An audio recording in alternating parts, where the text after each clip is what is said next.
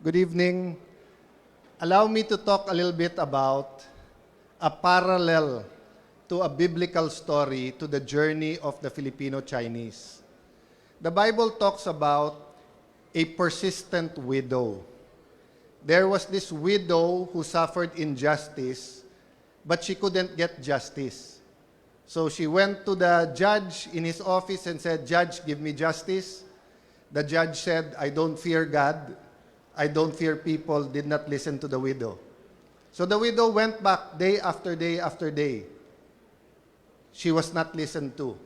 So he went to his house, probably talked to his wife, probably waited outside and told the judge, "Judge, please give me justice." Because she was so persistent, the judge finally came out and said, "I don't fear God nor man. But because you are so persistent, dahil ang kulit-kulit mo, tell me what I can do and I will give you justice." Growing up in the 1980s, talking about the American dream, I did not really feel that in the US. My mother's American. But I did not see the possibility of an American dream here in the Philippines. But any one of us who had a Filipino-Chinese friend had that story of someone coming from China in the 50s, 40s, or 60s, wearing plain jeans, a plain white or black t-shirt, maybe a jacket, slippers, starting in a restaurant, in a hotel, maybe sa City Hall ni Mayor Isko, starting in a manufacturing company. After 5 years, nakabihis na. Medyo nasa supervisor na. After 10 years, manager na. After 25 years, siya na ang may-ari ng kumpanya. That was my impression of the American dream growing up, looking at the success of the Filipino-Chinese. Maybe at this time, I just want to acknowledge Dr. Lucio Tan, of course, the Chairman Emeritus of the Federation. Mr. Victor Lim, thank you very much, sir, Mr. President, for the invitation. Your Excellency, Ambassador of China, Ambassador Kwan, thank you for the friendship of your country and our country. The ambassadors, Your Excellencies, especially of ASEAN, thank you for being here tonight. Ambassador Francis Chua, Honorary President, the immediate past President, a brother in Christ, Dr. Cecilio Pedro, good evening, sir. Mr. Angel Ngo, Tito Angel, Honorary President, Domingo Yap, Honorary President, Jimmy Tang, Honorary President, John K. Tan, Honorary President, Dr. Alfonso Uy, Honorary President, and Mr. Tan Ching, Honorary President. Napakarami niyong President para kayong Senate. Mr. Jeffrey Nang, Executive Vice President. So after my youth in the 1980s, I became counselor in 1992, 21 years old. Wala pong Chinese community masyado sa Taguig. Wala pang BGC at that time. So yung exposure ko sa Chinese community came on 1998 when my dad was elected senator and I was elected congressman. And from an American dream, para bang usual suspect ang Filipino-Chinese businessman. Whether he was small, micro-entrepreneurship, medium, or a big businessman, parating target. Target ng BIR, target ng DOJ, target ng customs. If you remember, you invited me sometime 2013, because BIR Commissioner Henares was supposed to be your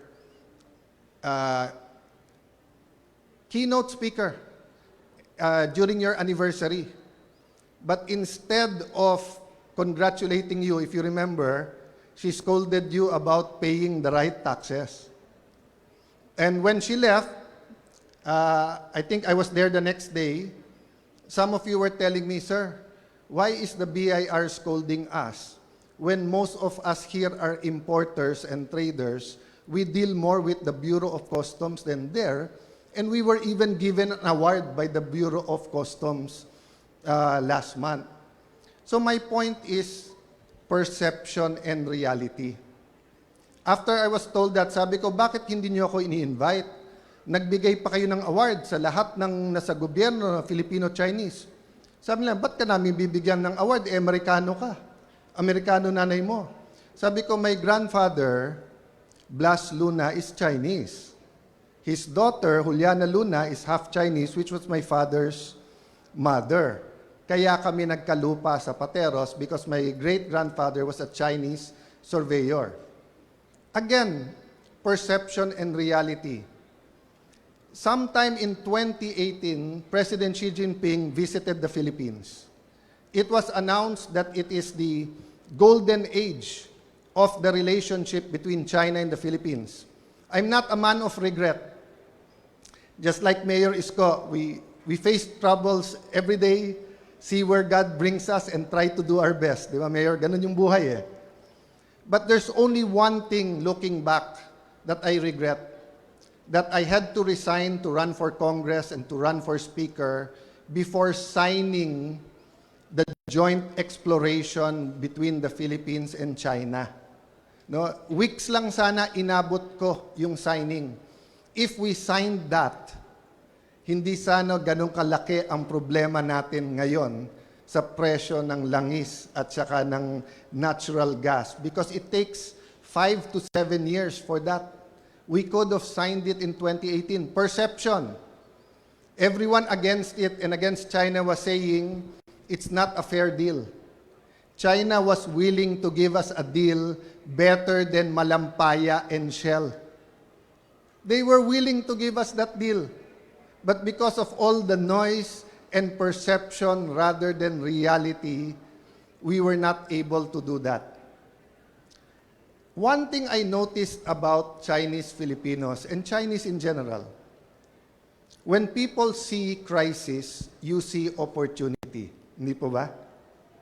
In every opportunity, baka may business opportunity dyan. In every crisis. Sabi nga nung iba, never let a good crisis go to waste. It's true, in every crisis there are losers, there are winners. And this generation, the young men and women, the Miss and Mr. Chinatown, no? I guess they're between 20 to 25 years old. I saw them a while ago. Can you imagine 5 crises in 10 years? During Duterte's time, it depends on what side you were on. If you were pro-Duterte, you would say it's a crisis, it's a narco-politics crisis. We had a problem with drugs. If you're on the other side, you'd say it's a human rights crisis, ang daming extrajudicial killing. If you're somewhat in the middle, apareho. Problema droga, problema patayan. Before the Duterte administration ended, or in the middle, COVID-19, second crisis. 2022, right before the election, akala natin medyo yung taas ng presyo because of the Ukraine-Russia crisis was already it, not knowing that was just a prelude to the US-Israel-Iran war now that is driving up all the prices, creating all the problems, not only inflation, logistics, etc., problems with fertilizers that we will experience in next planting season. No? But fourth is the flood control scam. The biggest corruption scandal in the Philippines ever. If we handle it correctly, we can eliminate corruption in the country. If we don't handle it properly, we will have the biggest cover-up in our history. Number 5, not more of a crisis, but a potential crisis, AI. AI will change everything. So can you imagine in 10 years, 2016 to 2026, our young people, your children, have faced this. So in one sense, bugbog sila. On the other sense, they're probably more prepared for the future than we are. So today, as we celebrate 128 years of independence, and as I fight for the independence of the Senate, we also celebrate our friendship with China. Just like the Filipino-Chinese, marami kayong struggle sa kalye. You are not where you are today because you did not struggle. You are here today with such a big event, with the top leaders of our country from different fields, because you struggled with us, for us. Maybe we can do the same between the countries of the Philippines and China. With the economic crisis that is here and will get worse, who will help each other? Neighbors. Neighbors. We have real problems with China in the South China Sea. But we also have real projects of friendship. When we had a problem in Marawi, China had to retool their armory or their factories for guns because we requested guns and they were not making those kind of guns. They helped us during our time of need. So, it's not about being pro-US or being pro-China. It's about being pro-Philippines and saying all of them should be our friends. We should not have enemies. And that is what Filipino-Chinese is about. You don't want enemies. But whether it's in business, whether it's in government, somehow enemies just come along. Believe it or not, I'm more diplomatic, but somehow trouble finds me. But I'd rather be nowhere tonight but then celebrating with you because through your achievements, each and every table here, I see there is much hope. So again, thank you for this opportunity. Mabuhay ang Filipino-Chinese, mabuhay ang relationship ng ating mahal na bansang Pilipinas and China. Thank you.